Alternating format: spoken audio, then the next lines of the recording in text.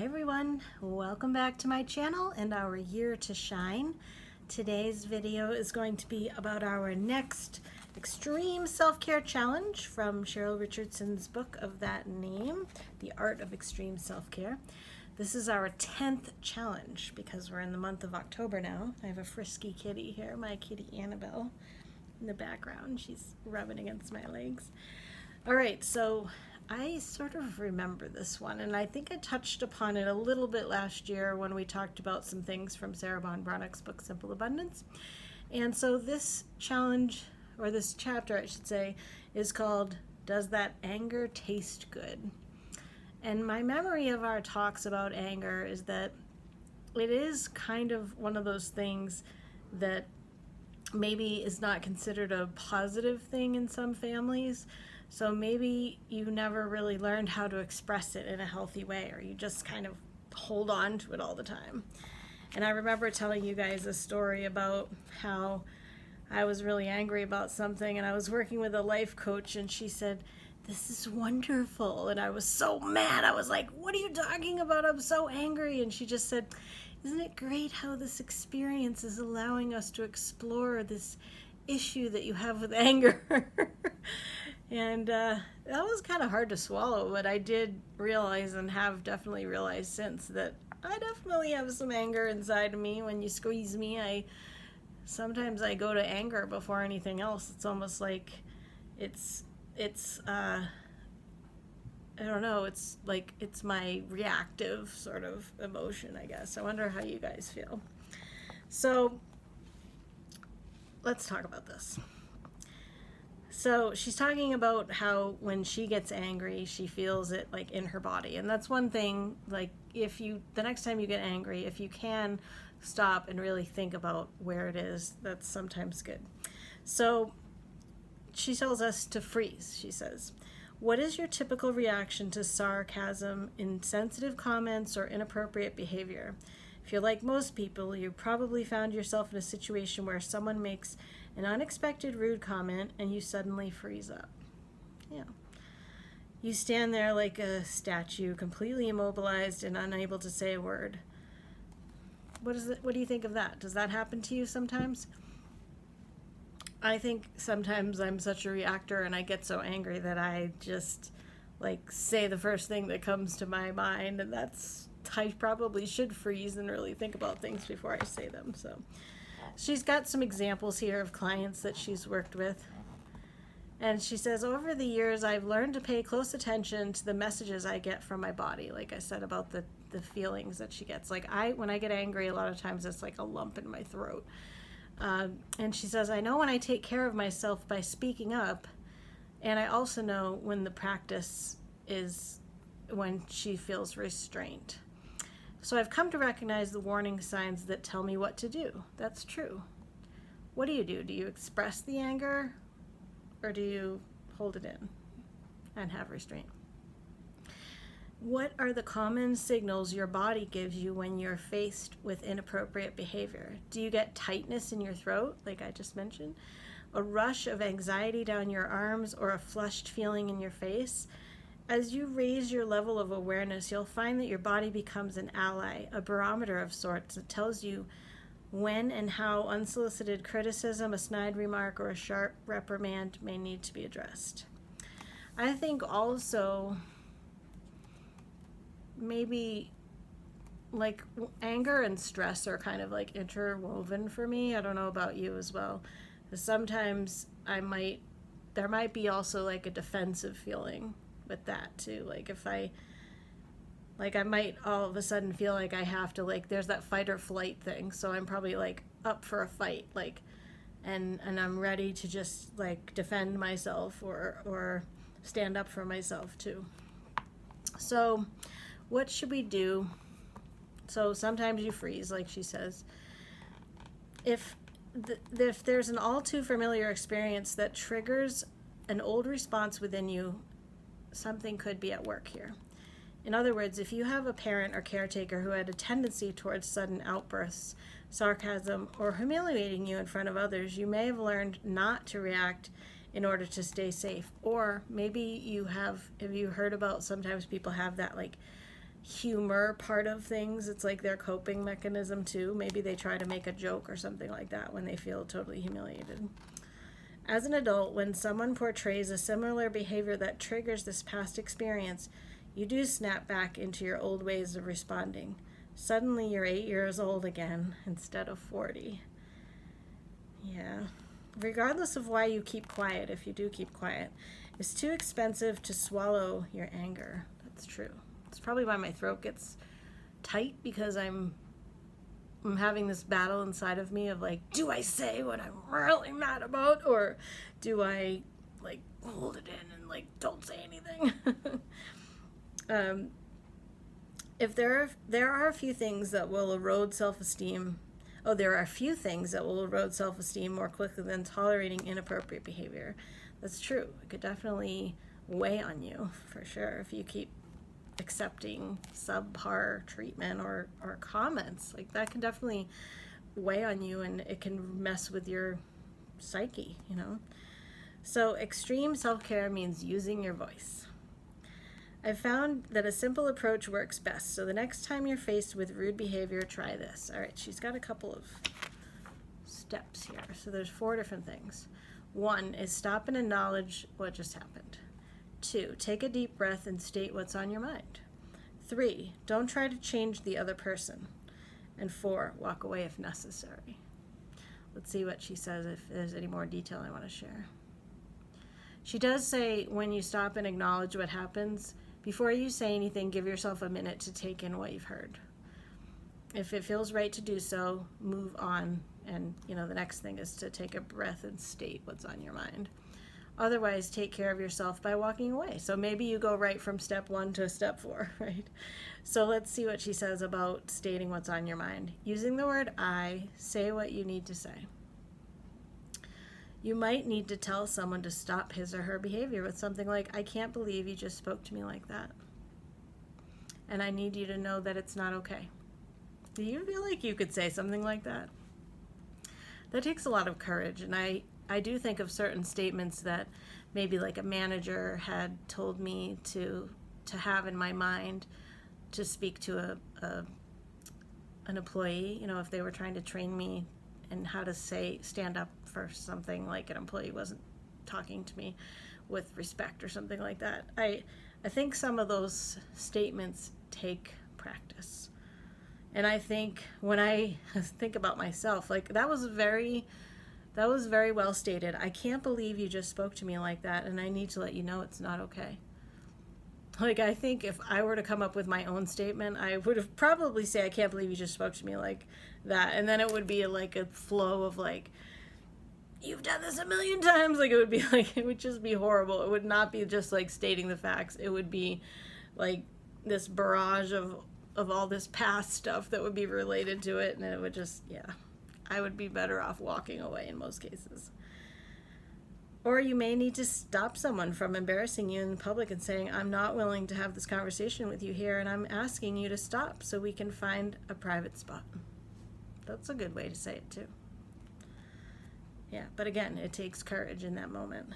And then when she had said, don't try to change the person, stay on your end of the issue by simply expressing your feelings and what you need to have happen in order to feel respected and safe. Think about how the other person would react if you did say that, you know, I need you to know it's not okay. I think they would probably be like so shocked that somebody would say that, and probably so apologetic, because maybe they're sort of a bully, or maybe they were being sort of like joking with you, or kind of like just seeing if they could get a rise out of you. But then when you make a statement that's so blatantly like stating the facts and it's like, that is not okay with me, then I think they might not know what to say. I wish that we all learned these things as kids. I don't feel like we really learned how to have conflict resolution statements like that in our back pockets. In the beginning, as you learn to speak up, you're bound to make mistakes. You may be too abrupt, you might stumble through the words, or you might over-explain yourself or say the wrong thing. Sounds like me. Relax, you're human. This is just a natural part of the learning process. If you screw up, be big enough to apologize later, on if you don't feel good about how you handled a situation. The important thing to remember is that no one has the right to unload his or her frustration, stress, or bad day on you. A simple response such as, "Please stop, that's not okay with me," is a fine way to start the process. So think about if you could practice those things. Because I like this statement better of, "Please stop, that's not okay with me." I mean, that's very abrupt versus the, "I can't believe you just said that to me." That seems like that might be harder to say if you're struggling to find your words. So, "Please stop, that is not okay with me." So maybe practice that one. The Power of Restraint. Written for Carolyn Coogan. When you've been the recipient of rude behavior, the goal is to speak up rather than swallow your anger and end up causing harm to your body and soul. But what do you do when your buttons get pushed and you're tempted to fly off the handle and be rude yourself? How do you embrace extreme self-care when you want to strangle the person? Yeah. The goal is to keep your self-respect intact. Sometimes the circumstances warrant an immediate response, yet there are other times when you're caught off guard and you feel blindsided, or when you realize that your emotional reaction is exaggerated because an old wound has been triggered, like she was talking about in another paragraph. So these are some examples. You'll know that restraint is a wise choice when the following is true. You can't think clearly. You feel like screaming. Your emotional reaction feels bigger than what the current situation warrants. Yeah. You feel anxiety coursing through your veins and you feel compelled to react. You feel angry and know there's a good chance you'll say something mean or stupid that you'll later regret. I'm thinking about myself, and I almost think like if I removed myself from the situation, that maybe, I don't know, maybe I would either work through it on my own and then not feel the need to say something to someone, or I'd have to really collect my thoughts. I'm not good about stepping away. I usually just react. That's a fault of mine. So these are really good things to make sure, like before you say anything, that you have had time to think clearly, that you don't feel like screaming, that you've kind of quelled your emotional reaction, and that you don't have anxiety, and you don't feel like an urgency or like a need to react, like she says. And then you've kind of like gotten over your anger, and you're able to form your words in a way that are respectful and not throwing mean statements back their way as much as they might deserve it, you know? All right. So we all get our buttons pushed. She said it's just a part of life, but growth lies in our ability to make better choices. So here are a few things you can do to ensure that your self-care, your extreme self-care, is expressing your anger responsibly, so that you can protect your relationship with yourself and others. All right, so we have a few more steps. So there's 4 again here. Close your eyes and breathe. Find a safe person to vent to about the situation. Yeah. And I like the way she says safe, because it's not like find the right person, it's find a safe person. So that would mean to me somebody that's really not going to judge you, they're going to listen, yeah. Allow you to process the feelings. Like that's really what you need sometimes. Get more information, okay? And have a sane conversation with the person involved. So that would be the final thing, where you've really composed yourself. I want to read this, get more information. What does she mean by that? Before you confront the other person, ask some questions. For example, if an email pushed your buttons, ask the sender what he or she intended to communicate. By now, most of us know that we miss the nuances and tone of a person's message when we communicate electronically. That's for sure. Make sure you have the facts before accusing someone of a damaging act. When my friend, who was angry with her colleague for taking her idea, calmed down and inquired about what had happened, for instance, she discovered that her idea hadn't been taken at all. Her name had mistakenly been left out of a document. Okay, so yeah, you might be flying off the handle about something and you don't even have all the information, so that's a really good one. And then how do you have a sane conversation? Remember to speak from the I position and simply let him or her know how you feel and what you need.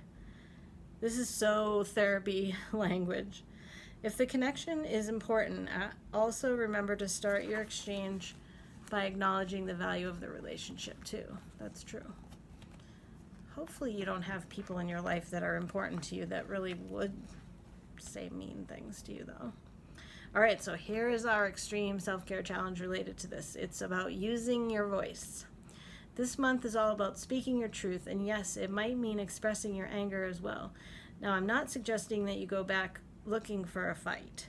The idea is to become more aware of those circumstances where you need to be a good steward of your extreme self-care. There are a variety of scenarios that may challenge you to speak up rather than swallow your anger. When I asked a group of friends for examples, here's what they had to say. So these are examples.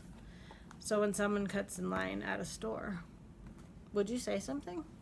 Or would you just be angry? I don't know that I would say something. When your boss asks you to do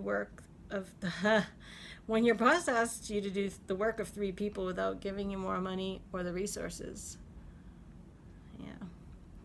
When a friend comments negatively on what you're wearing. That's horrible. When your teenager is disrespectful, when your wife starts attacking your character rather than telling you what you need to do to support her, when your employee doesn't follow through with a project that you've given them, when the family members tease you about something like this person said marriage or something like that. Yeah. Well, I'm not even going to say it, but yeah, there can be things in families that are said, and they might even be a joke, but they hurt, you know? When a coworker talks about you behind your back, and when a parent criticizes a parenting style. Think about a recent example when you knew you needed to speak up but swallowed your anger instead. What do you wish you could have said? How would you handle the encounter differently now that you've learned a few new strategies? This month, make a firm decision to no longer swallow your anger. Using the guidelines in this chapter, speak up and take a stand for your soul. Each time you do, write about the experience in your journal or notebook so that you can keep track of your success. Recording a list of accomplishments when it comes to expressing yourself fully and reviewing them on a regular basis is a great way to build self-esteem. That's true. You know, if you're not in therapy or you don't have a supportive person in your life that would give you positive feedback about things that you might not even know that you're doing that are positive, I hope you can get that. Because I know for me, like, I don't even realize that I might have an approach to something or just a tendency to act or say things in certain situations, and without someone saying like, wow, I'm really proud of how you handled that, I don't think a lot of people would have had the grace or the sense to say such and such. Like, so I like how Cheryl talks about talking to a friend. And then it would be nice to talk to somebody about this. It's not a part of the challenge, but maybe to talk to somebody else about, hey, these were some situations and this is how I handled them. And it's okay to say I'm really proud of how I did because it was hard for me or something. And I hope you have someone that can cheer you on and encourage you to do this.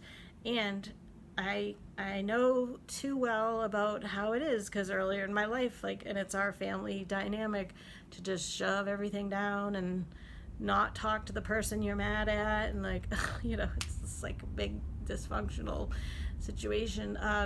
And I know too well that it definitely can wreak havoc on your body. It can wreak havoc on, it can bring about dysfunction in your body and in your mind, and it can just be tormenting, right? You're trying to sleep and you're angry, or you're just like worked up about these things. And maybe having a fight about it might have been difficult, but then you wouldn't be holding it in, you know? Yeah. So I could talk about this one a lot. Let me know how you deal with anger and if you're something that you're working on. I hope something in this sparked your interest and that you'll work on this challenge together with me on this month of October 2021. And I will see you on the next video.